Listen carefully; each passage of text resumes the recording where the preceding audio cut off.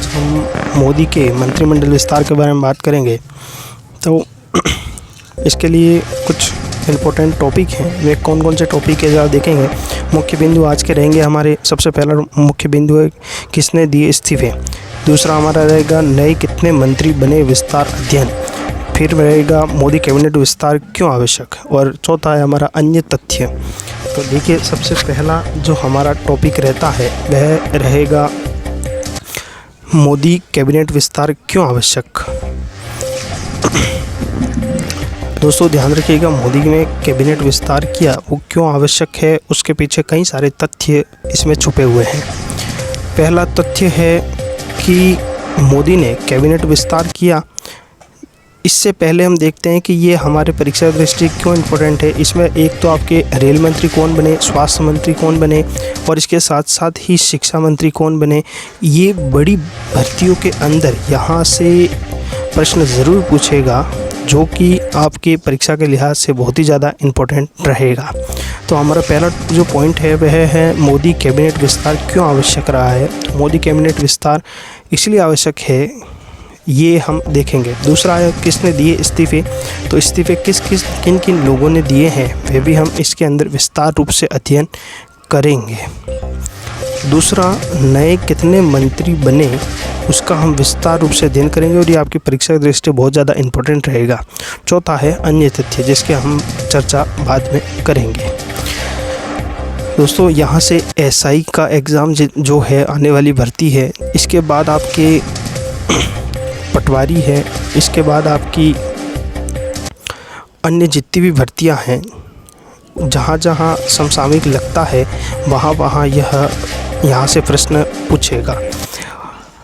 और आपके नए मंत्री बने उनका विस्तार से अध्ययन आपके लिए बहुत ही ज़्यादा महत्वपूर्ण रहेगा। और ये आईएएस आरएएस के अंदर भी यहाँ से निश्चित रूप से प्रश्न एक या दो प्रश्न ज़रूर पूछेगा, तो आपको इन्हें ध्यान से देखना है। चलिए, हमारा पहला पॉइंट है मोदी कैबिनेट विस्तार क्यों आवश्यक है। तो मोदी ने जो कैबिनेट विस्तार किया है उसका जो आधार माना है वह आधार कुछ लोगों से इस्तीफे लिए हैं, और वह क्यों लिए हैं वह भी देखेंगे। तो कैबिनेट विस्तार इसलिए आवश्यक है। इससे पहले हम ये देखते हैं कि ये जो कैबिनेट विस्तार किया है वह एक तो युवाओं की सरकार मानी जाती है। इसके बाद इसके अंदर युवाओं को सबसे ज़्यादा रोल दिया गया है। इसके बाद महिलाओं को सबसे ज़्यादा इसमें भागीदारी बनाई गई है आज तक के इतिहास में। इसके बाद यहाँ पर हम देखें तो 28 राज्य और 8 केंद्र शासित प्रदेशों से कुल मिलाकर एक जनप्रतिनिधि यहाँ पर चुना गया है।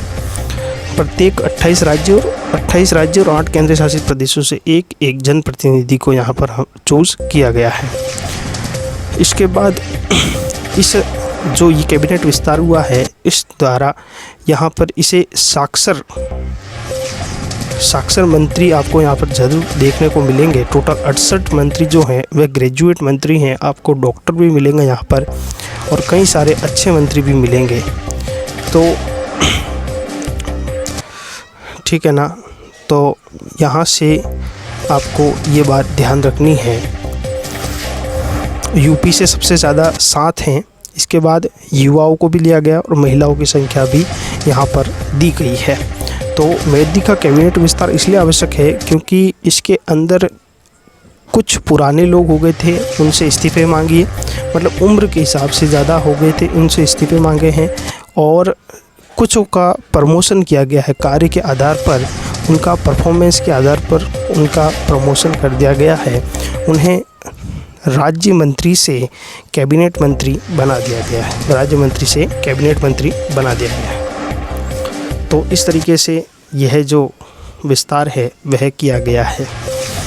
इसके बाद जिनका परफॉर्मेंस अच्छा नहीं था उनसे इस्तीफे मांग लिए गए हैं और जिनका परफॉर्मेंस अच्छा था उन्हें राज्य मंत्री से कैबिनेट मंत्री बनाया है। चलिए नेक्स्ट देखते हैं कि किसने दिए इस्तीफे। जिन्होंने इस्तीफे दिए वो हैं, उनमें सबसे बड़ा नाम है रविशंकर प्रसाद। कानून मंत्री के रूप में यह देश में कानून की पैरवी करते थे और उनसे इस्तीफ़ा मांग लिया गया है, जिनकी उम्र मानी जाती है 66 वर्ष मानी जाती है। ये उम्र का तकाजा था और एक बीच में विवाद हुआ था ट्विटर को लेकर, जिस कारण से ये ज़्यादा सुर्खियों में रहे थे। एक है प्रकाश जावड़ेकर, जिनकी उम्र 70 वर्ष थी और 70 वर्ष के होने के कारण इन्हें इस्तीफ़ा मांगा गया है इनसे। इसके बाद हम देखें नेक्स्ट जो मंत्री हैं जिनसे इस्तीफ़े मांगे, जो बड़े लोग हैं उनसे इस्तीफ़े मांगे, उसमें रमेश पोखरियाल हैं। और ये रमेश पोखरियाल जो हैं वह आपके रमेश निशंक पोखरियाल शिक्षा मंत्रालय देखते थे और शिक्षा मंत्री के रूप में इन्हें देखा जाता था। और नेक्स्ट हैं डॉक्टर हर्षवर्धन, ये स्वास्थ्य मंत्री थे और इनकी उम्र जो है वह 66 वर्ष थी, जिस कारण से कोरोना में इनकी सही गाइडलाइन नहीं होने के कारण इसे इस्तीफा माना गया। नए मंत्री कितने बने, उनका विस्तार अध्ययन तो देखिएगा। जिस सरकार में 13 तो वकील हैं पढ़े लिखे, 6 डॉक्टर हैं, 5 इंजीनियर हैं, 7 सिविल सर्विसेज से हैं, 7 PhD स्कॉलर से संबंधित है और 3 जो है वो MBA किए हुए हैं। टोटल 68 ग्रेजुएट आपको इस मंत्रिमंडल विस्तार में इस बार देखने को मिलेंगे। नेक्स्ट है हम मंत्रिमंडल को विस्तार से देखेंगे एक एक व्यक्तित्व को लेकर। सबसे पहले व्यक्ति हैं जिनका नाम है पशुपति कुमार पारस और ये रामविलास पासवान के भाई हैं। और एक व्यक्ति हैं जिनका नाम है चिराग पासवान और ये चिराग पासवान के सगे चाचा माने जाते हैं। बिहार के अंदर इन्होंने ये चिराग पासवान की जो राजपा पार्टी है उन राजपा पार्टी से इन्हें निष्कासित किया गया है। बिहार सरकार में कैबिनेट मंत्री रह चुके हैं ये पहले। इसके बाद भूपेंद्र यादव, इनका जो संबंध है वह राजस्थान से है और ये बीजेपी के संकट मोचन की छवि इन्हें राजस्थान में मानी जाती है। चुनावी रणनीतिकार हैं, पेशे से ये वकील हैं और कई कमेटियों के ये चेयरमैन भी रह चुके हैं। चलिए नेक्स्ट देखते हैं। नेक्स्ट है मीनाक्षी लेखी और मीनाक्षी लेखी जो है वह सुप्रीम कोर्ट और दिल्ली हाई कोर्ट में वकालत कर चुकी है। पेशे से ये वकील हैं और विधि के ज्ञाता भी रही हैं ये। नेक्स्ट है सर्बानंद सोनोवाल। सर्बानंद सोनोवाल जो है वह नॉर्थ ईस्ट का क्या करते हैं, प्रतिनिधित्व करते हैं और पूर्वांचल से यह बिलोंग करते हैं। इसके बाद बतौर मुख्यमंत्री का काम इन्हें बखूबी आता है। अनुसूचित जनजाति से हैं और पेशे से ये वकील हैं।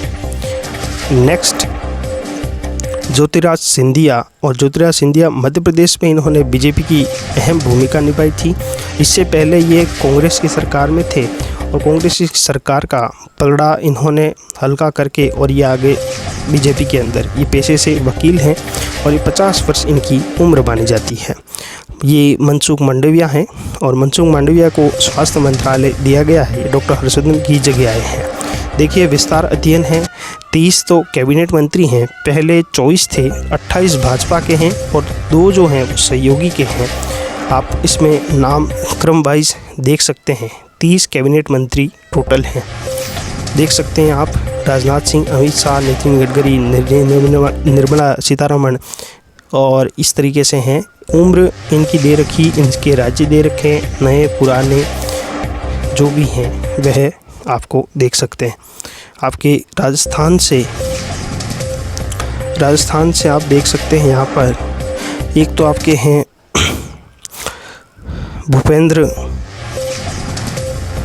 भूपेंद्र यादव और इसके बाद है परसुत्तम जी जो हैं वह भी राजस्थान से हैं। वो पुराने हैं, नए इस बार भूपेंद्र यादव हैं, है ना। तो ये है, इनकी उम्र 52 वर्ष मानी जाती है और राजस्थान से आते हैं। 47 राज्य मंत्री हैं जिसमें बहुत सारे नए मंत्री हैं। सिर्फ और सिर्फ 4 मंत्री जो हैं वह पुराने हैं, बाकी सारे के सारे जो हैं वह नए हैं। इस बार अधिकतर राज्य मंत्री हैं, ये सारे के सारे पुराने हैं। आप इसमें देख सकते हैं इनमें भी वही क्रम है, नाम, उम्र, राज्य और नए और पुराने। मोदी कैबिनेट में 25 राज्यों और केंद्र शासित प्रदेशों को प्रतिनिधित्व दिया गया है और इस सरकार के अंदर, अगली सरकार के अंदर जो नेक्स्ट सरकार थी उसके अंदर 20 राज्यों और केंद्र शासित प्रदेशों का प्रतिनिधित्व था।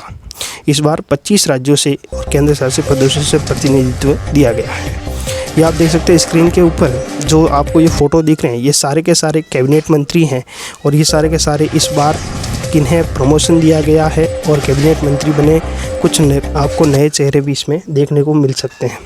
राज्य मंत्री जिन्हें स्वतंत्र भार दिया है, पहला नाम राव इंद्रजीत सिंह, जिन्हें सांख्यिकी कार्यक्रम कार्यान्वयन योजना और कॉरपोरेट राज्य मंत्री बनाया गया है, जबकि डॉक्टर जितेंद्र सिंह को विज्ञान एवं प्रौद्योगिकी, और ये विज्ञान एवं प्रौद्योगिकी जो है वह प्रधानमंत्री नरेंद्र मोदी ने अपने पास रखा है, और ये कैबिनेट मंत्री हैं प्रधानमंत्री नरेंद्र मोदी, और ये राज्य मंत्री हैं।